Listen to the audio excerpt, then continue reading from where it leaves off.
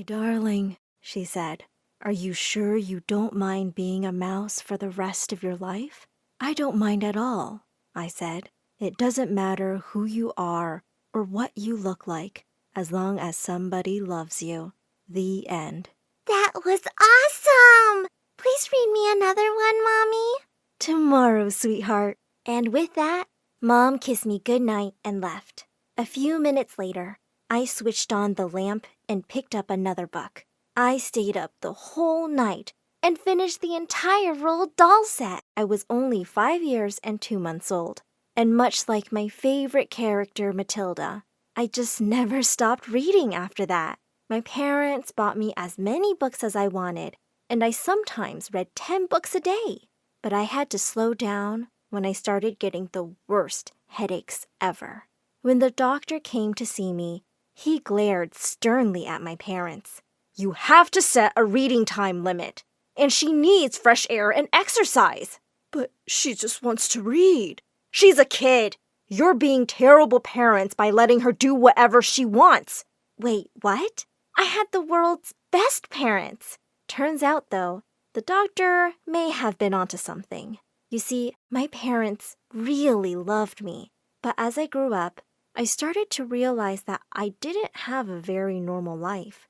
I was homeschooled because my parents thought school was too dangerous for me. Mom and Dad would take me to the playground once a week, and they just kept hovering over me like helicopters the whole time. If I so much as scraped a knee, the two would throw a fit and rush me off to the hospital. Hi, I'm Clara, and this is the story of how my parents almost ruined my life by loving me too much. But before I continue, click like and subscribe, because My Story Animated will give $1,000 to one lucky person who subscribes in the next 7 days. Tell your friends, your sister, brother, and mom to subscribe now. When I turned 12, I started insisting that I had to go to school like every other kid, and the two reluctantly agreed. On the first day of school, I happily skipped out of the car, and I'd only walked a few steps when suddenly I felt myself being dragged back. It was Mom, hugging me so tight I could barely breathe. I don't think you're ready. How about next year? You can go next year. Mom, I'm ready. You're embarrassing me. Let me go. I was really enjoying my lessons and having a great first day. At lunch, a few kids from class asked me to join them, and I was so happy to be making friends. Just then, I suddenly felt someone pull away my food tray. It was Mom, and she was throwing my lunch in the trash.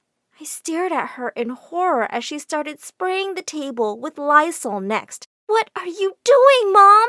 God knows how many icky germs this table has, and the food looks awful. And with that, she just sat down at our table, whipped out a sandwich, and started cutting it up into tiny little pieces. There you go, sweetie. I just wanted to vanish into thin air. I took Mom by the arm and pulled her out of the cafeteria.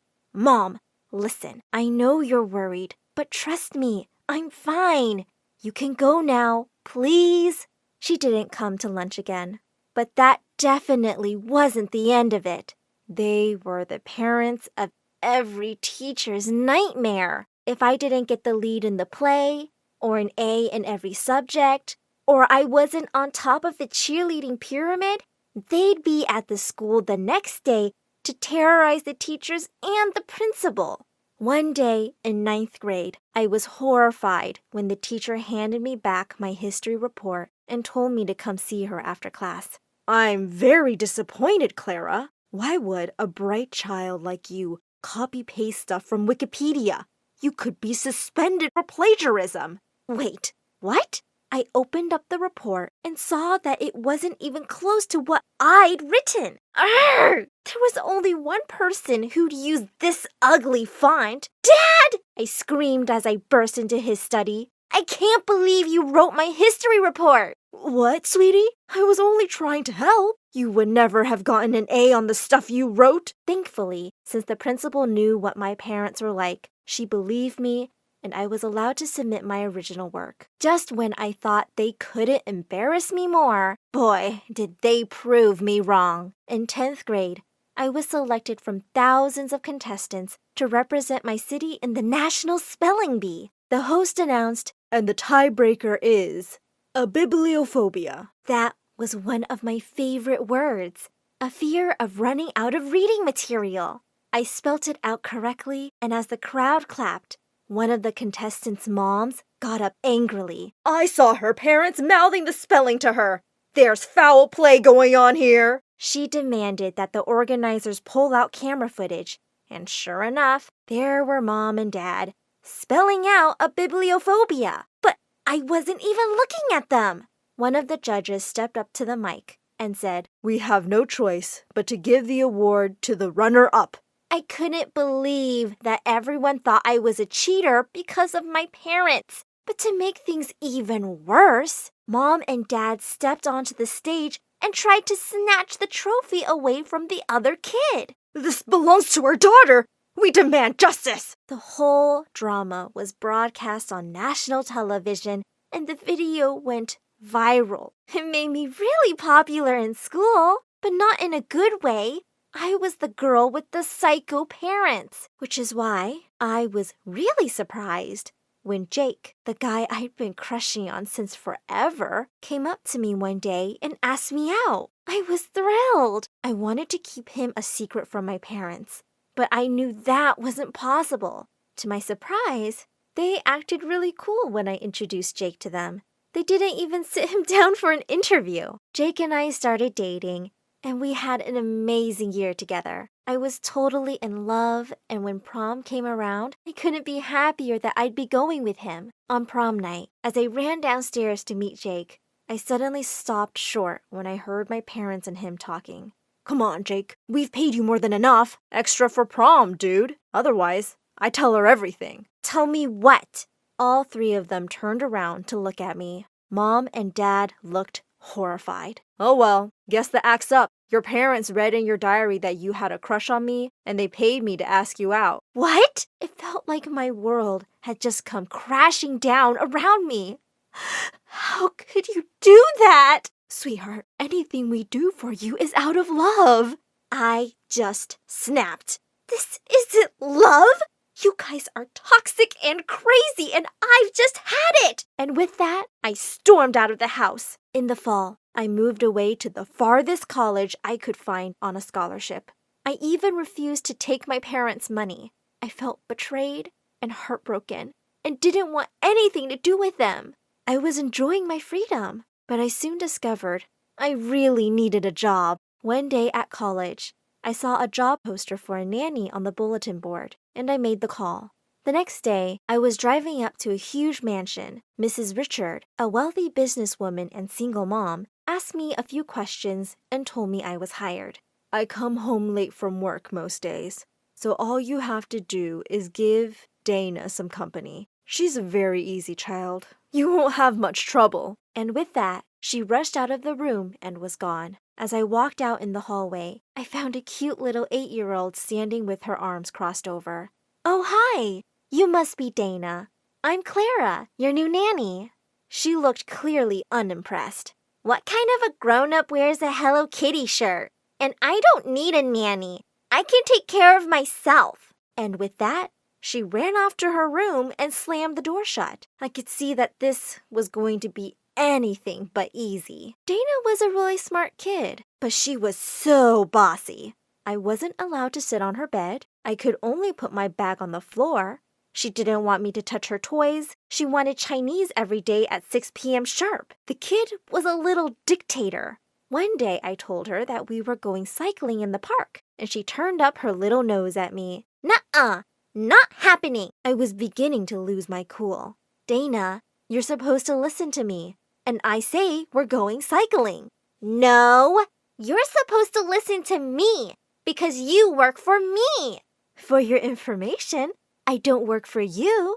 I work for your mother. Suddenly, Dana turned to me angrily. Oh, do you see my mother anywhere? Here's some news for you. You're not gonna. Unless you make an appointment with her secretary 2 days before. guess you're stuck with just me. And with that, she stormed off to her room. For the first time, I felt really sorry for her. I realized that no one paid much attention to the poor kid. When I quietly crept into her room, I found her snuggled up on her beanbag, reading a book. What you reading?